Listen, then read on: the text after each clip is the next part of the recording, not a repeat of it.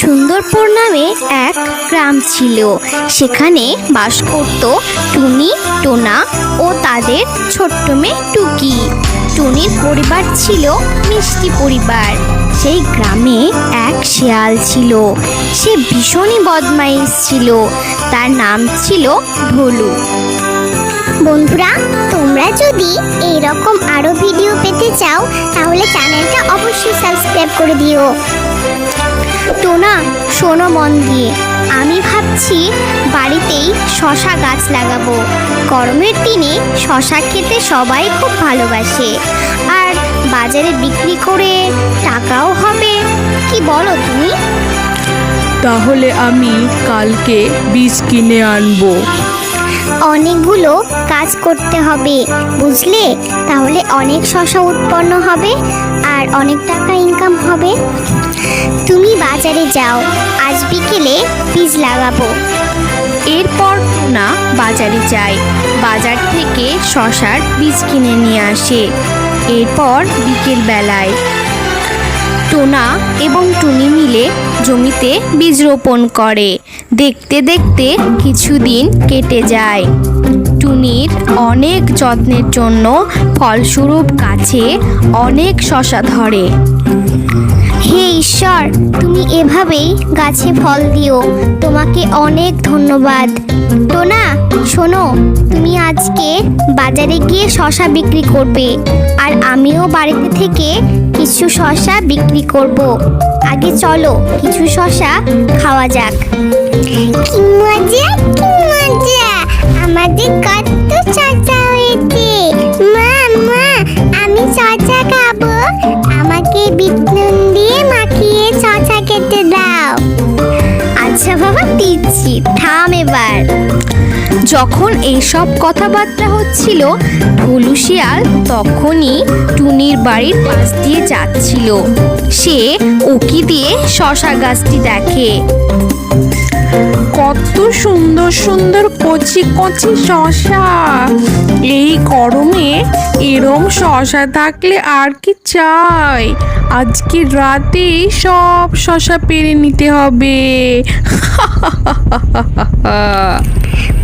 শোনো টোনা, শশাগুলো আরেকটু পুষ্ট হোক, কালকে তুমি বাজারে নিয়ে যেও।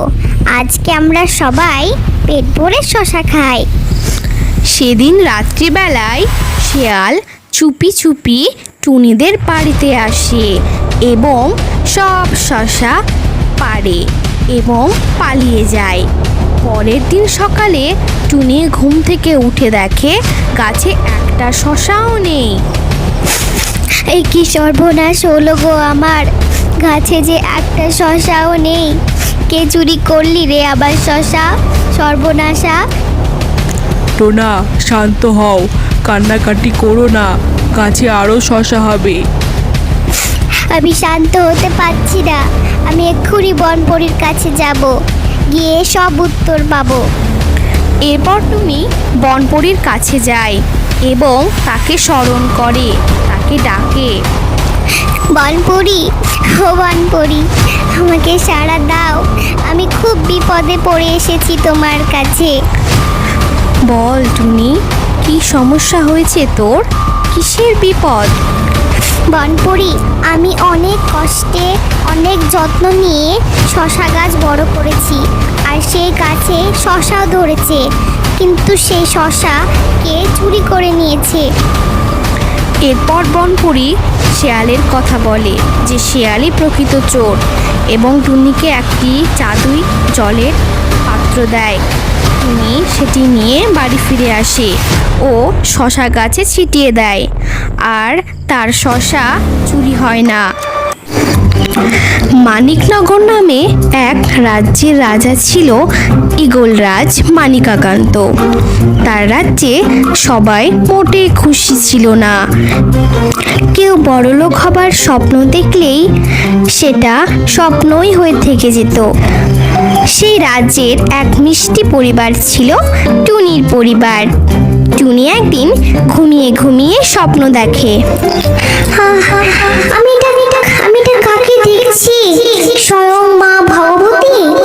বলো মা, তুমি আমায় দেখা দিলে কেন? শোন বৎস, তোর পুজোয় আমি খুব সন্তুষ্ট হয়েছি, খুশি হয়েছি। তুই কি বর চাস আমায় বল বৎস। আমায় একটা গুপ্তধনের সন্ধান বলো মা। এই গুপ্তধন পেলে আমি বড় লোক হব, আর বড় বাড়ি করব, জমি সোনা করব। এই রাজ্যের রাজা খুবই নচ্ছার, বদমাইশ। সে একাই বড় লোক হয়ে থাকতে চায়। শুধু নিজে নিবি না, রাজ্যের গরিব মানুষদেরও সাহায্য করবি, বুঝেছিস? তবেই আমি তোকে এই গুপ্তধন দিতে রাজি আছি। ঠিক আছে মা, তুমি বলো, আমি তাই করব। শোন বৎস, মানিকনগরের একদম উত্তরের দিকে একটা বড় পুকুর আছে। সেই পুকুরের পাশেই একটা গাছ আছে, তার তলায় আছে গুপ্তধন। এই কথা বলেই দুর্গা মা অদৃশ্য হয়ে যায়। জয় মা, জয় মা, ধন্যবাদ মা, ধন্যবাদ। স্বপ্নটা এত দূরই থাকে, টুনির ঘুম ভেঙে যায়। টুকি মারে, তোর বাবাকে শিগগির ডাক। টোনা, এসো এ ঘরে, তোমার সাথে আমার জরুরি কথা আছে। মা, তোমার কি হয়েছে? এমন করছো কেন? টোনা, তোমার কি হলো? টোনা, মা ভগবতী আমায় আজ স্বপ্ন দিয়েছিলেন। স্বপ্ন তিনি এসেছিলেন, আমাকে গুপ্তধনের সন্ধান দিয়েছেন। সত্যি মা? গুপ্তধন? কি মজা, কি মজা! এবার আমরা বড়লোক হয়ে যাব। চুপ চুপ, একদম চুপ। এত জোরে কেউ বলে? আস্তে বল, কেউ শুনে নেবে তো। রাজার কানে গেলে রাজা আর আস্ত রাখবে না, বুঝেছিস? শোনো, আমি একাই যাব আজ গুপ্তধনের খোঁজে। যদি দেখি সত্যি গুপ্তধন আছে, তবে তোমাদের নিয়ে যাব সেই গুপ্তধন উদ্ধারের জন্য, ঠিক আছে? এরপর টুনি সন্ধেবেলায় সেই গুপ্তধনের খোঁজে রাজ্যের উত্তর দিকের জঙ্গলের মধ্যে দিয়ে যেতে শুরু করে। কিছুটা পথ পেরোনোর পর উত্তর দিকের পুকুর পাড়ে এসে পৌঁছয়। সেটা শেষ পুকুর পাড় ছিল। যাক বাবা, অবশেষে পৌঁছলাম। ওই তো একটা গাছ, ওই গাছের কাছেই যাই। এরপর টুনি সেই গাছের কাছে যায়। কিছুটা ঘোরার পর সে একটা কলসি দেখতে পায়। টুনি কলসির মুখটা খুলে এবং অবাক হয়ে যায়, খুব খুশিও হয়। এত সোনার মোহর! জয় মা, জয় মা। টুনি একটা মোহর মুখে তুলে নেয়, কলসিটাকে সাবধানে রেখে বাড়ি ফিরে আসে। টোনা, এই দেখো আমি কি নিয়ে এসেছি। সোনার মোহর! শোনো টোনা, টুকি, তুইও শোন। এক কলসি সোনার মোহর আছে, কালকে নিয়ে আসবো, কেমন? এর পরের দিন সন্ধেবেলায় সবাই মিলে পুকুর পাড়ে যায় এবং সোনার কলসিটা উদ্ধার করে এবং সেটা নিয়ে আসে। দেখতে দেখতেই টুনির বড় বাড়ি হয়, অনেক সম্পত্তি হয়, সোনার গহনা হয় এবং বড়লোক হয়ে যায়। খুব সুখে শান্তিতে বাস করতে লাগে।